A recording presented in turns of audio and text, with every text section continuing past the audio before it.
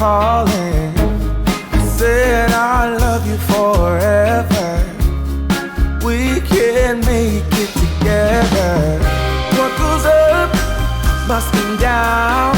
There's lots of friendly faces all around. Hey there, welcome to my home and to my channel for another 4th of July decorating video. We are in my breakfast room today and I'm going to be decorating my coffee bar that you see right here behind me and sharing with you 2 simple yet elegant tablescapes that you can easily replicate if you are entertaining this 4th of July season. One on my round breakfast room table and one on my rectangular dining table. So lots of fun things to do today in this video. I'm so glad that you're here. I hope you enjoy it.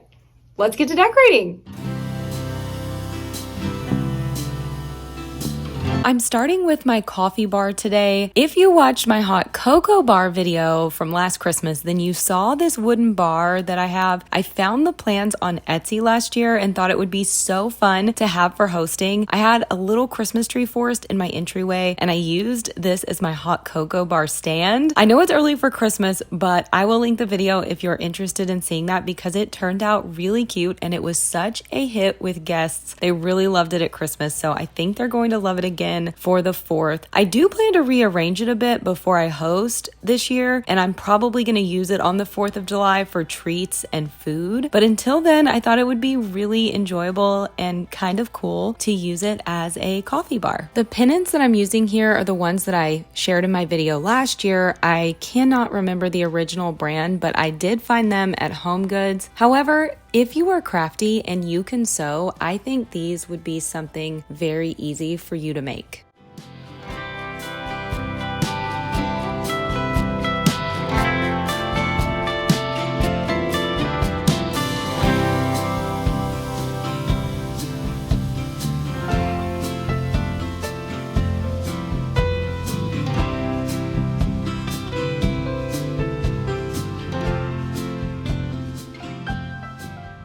Adding in the U.S. Navy sign here, of course, to honor my grandfather and other family members who served. I am so grateful for them, and I love to put pieces like this around my home in honor of them, especially for the 4th of July.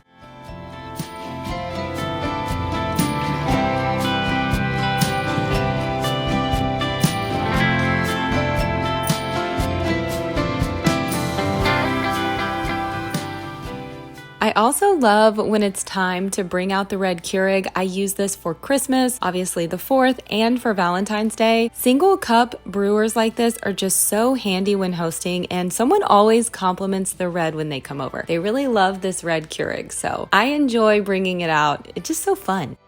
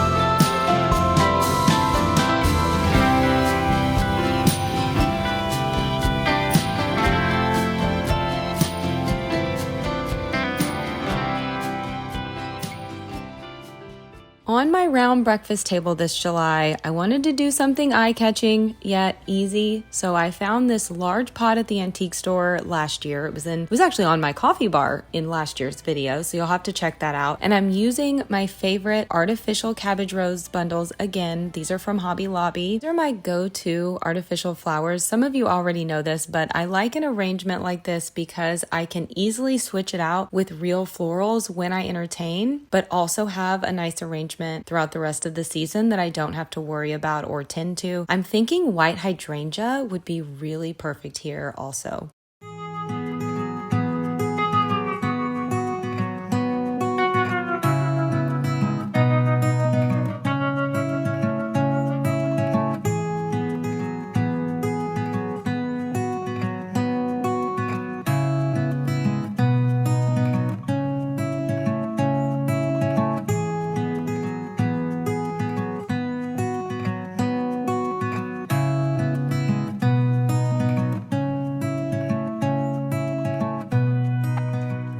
I have the cutest patriotic double-sided ribbon that I found last year. I'll have it linked below. It is a wired ribbon and it is such good quality. I decided since my place settings are pretty simple, I would give them just a little bit of personality with a ribbon in place of a napkin ring, and I am going to show you exactly how I like to tie them. To easily measure the ribbon and keep all the same length on each setting, I just did twice the length of my dinner plate as you see here, and it was the perfect amount. Before I place the ribbon underneath my napkin, I am pinching it together in the center. Since this is double-sided ribbon, it is thicker than your average wired ribbon. Doing this helps with the ease of tying the knot. When you're tying the knot here, you want to be sure to bring one tail of the ribbon over top of the other and then tuck that underneath before you pull it through, just like I'm doing right now. This will give you the perfect center knot.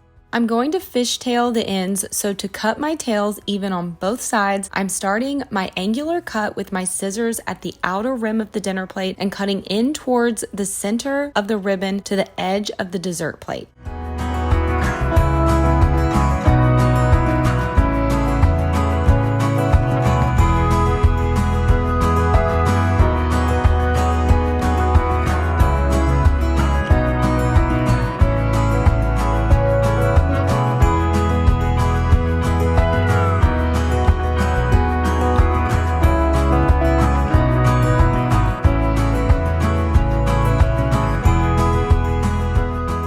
Okay, so we have the editors from Architectural Digest in the house today to see if they approve of the new patriotic tablescape. What do you think? These guys are pretty tough critics, but they love a good holiday season, especially good holiday treats. So I think they're gonna love this one.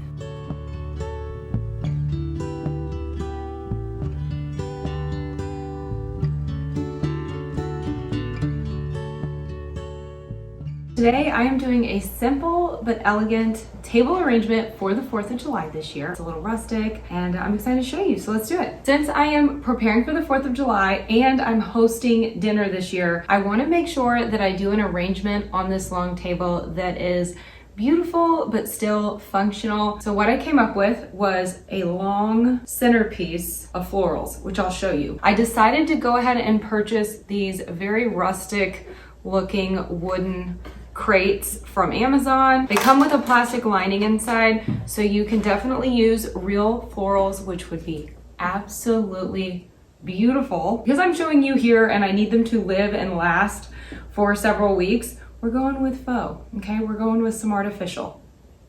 Don't judge me, okay? We're here to have fun. I've got my planners all lined up. I put them rather close together because I want to give the illusion of one long arrangement. This is going to have hopefully a big impact when we're done, but it's really, really simple. Anyone can do this arrangement.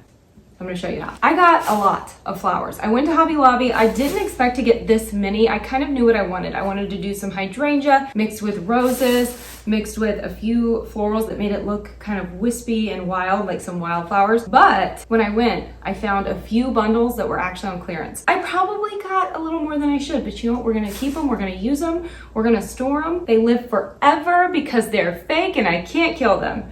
So, other than your florals and your planter boxes, the only things you will need are some wire cutters to cut your florals and some of this dry foam for the flowers.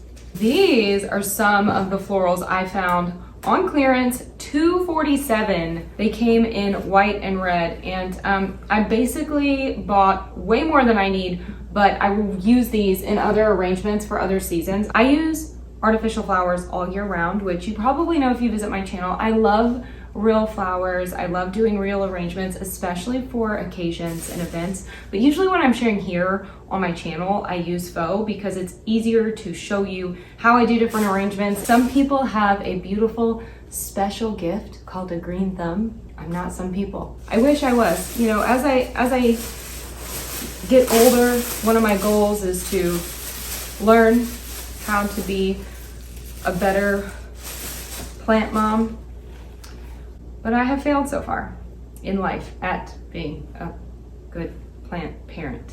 We'll see if I get better in the future. Anyway, red. And these finally or a very unplanned purchase because they were also on clearance for $4.99. I have a bunch of this white and I have used these in so many arrangements over the years. Most of mine are cut into pieces. So I only got one more white piece because I have a plastic bin full, but I did take advantage of the clearance and pick up the red. These are gonna be so great for now, for Valentine's, lots of different things. I don't know if I'll use these today, but we'll just see how this arrangement evolves. The first thing I'm going to do is place my dry foam. I only bought 1 pack of dry foam for this project from Hobby Lobby, and that's all I needed. I'm using 1.5 blocks in each planter.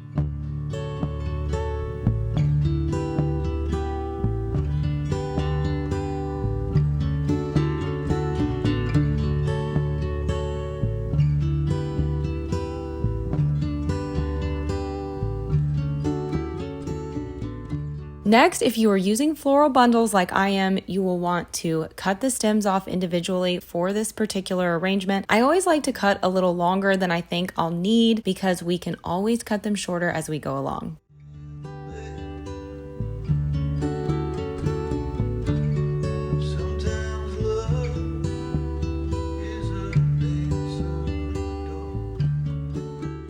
The easiest way to ensure that a multi-floral arrangement like this turns out full, balanced, and the way that we want it to is to work by flower type and by size. We want to place the flowers throughout this arrangement from largest to smallest, so I am starting with my blue hydrangea. I'm going to start by placing them on one side and just work my way down the arrangement. An arrangement like this is supposed to look very gathered and whimsical, so while I am paying attention somewhat to even placement, I mostly want it to flow, so I'm not being exact with it. I ended up using 3 blue hydrangeas in each of the end boxes and 2 in each of the center.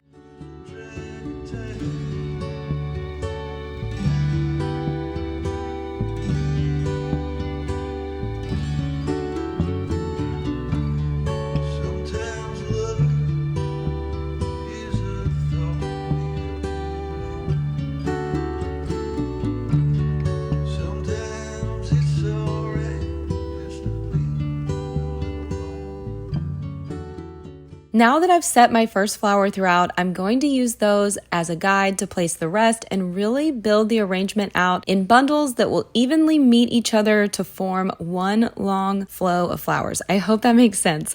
So when placing the white cabbage roses, I'm keeping those close to the blue hydrangea, creating small bundles, and then I'll do the same with the other florals as I go along.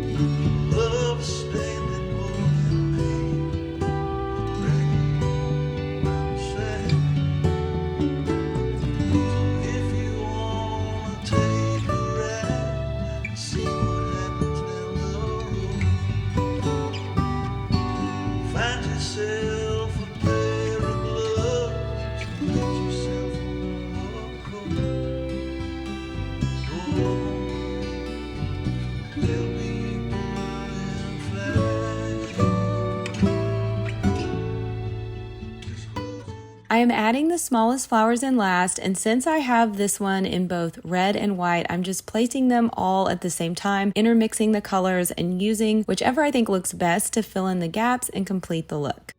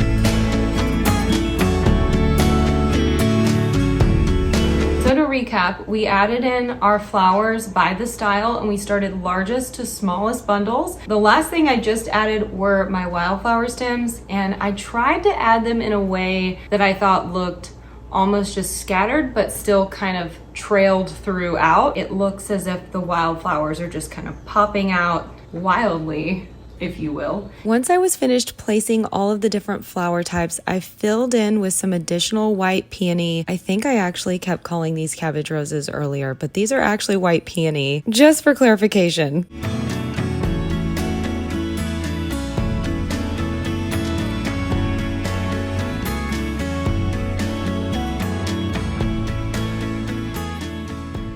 Of course, this wouldn't be a patriotic arrangement without these star-spangled banners, so I am topping it off with our beautiful flag.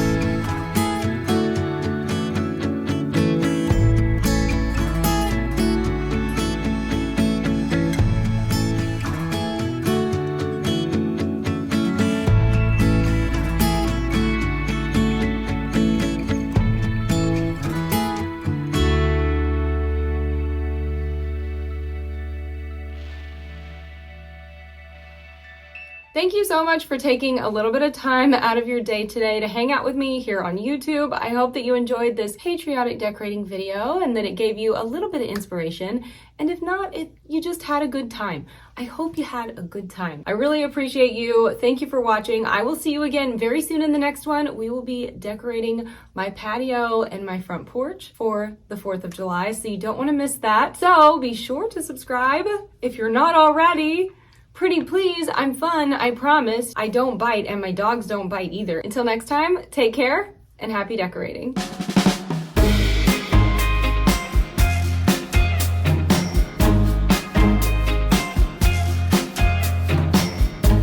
I stand by you when you're falling, when the river is calling.